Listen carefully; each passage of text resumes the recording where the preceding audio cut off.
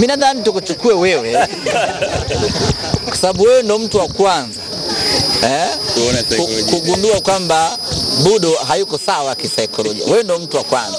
Sasa mimi nadhani tukuchukue wewe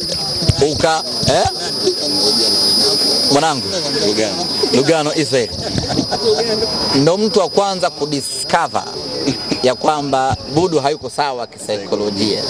Sasa tukuchukue wewe mtaalamu ukamsaidie Budo, sababu wewe umeshagundua kama hayuko sawa.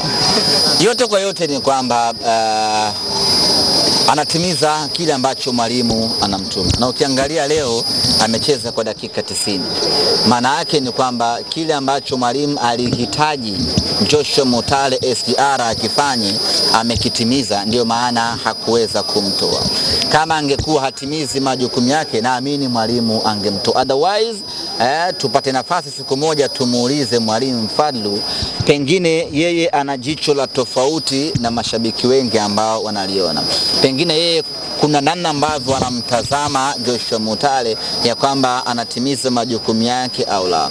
Kwa hiyo kwa mimi niseme tu kwamba kwa kuwa mwalimu hakumfanyia mabadiliko, tafsiri yake ni kwamba ameridhishwa na kiwango chake. Kama kuna lolote mwalimu Fadlu tutakuja kumuuliza siku moja, mwalimu unamrate vipi ama una comment gani kwa mchezaji fulani.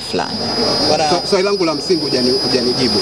Lipi hilo? Kama Simba mna mtaalamu wa psychology au hakuna? Hatuna mtu mwenye matatizo ya akili. Kwa hiyo hatuna sababu ya kuwa na mtaalamu wa psychology.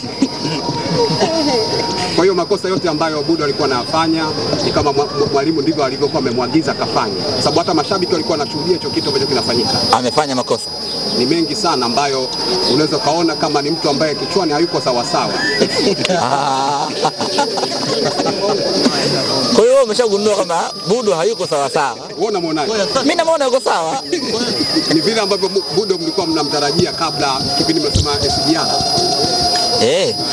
Hajaonesha ule ubora ambao sisi wana Simba tunamjua, lakini hayupo kwenye kiwango kibaya sana cha kusema tumtafutie mtaalamu wa akili.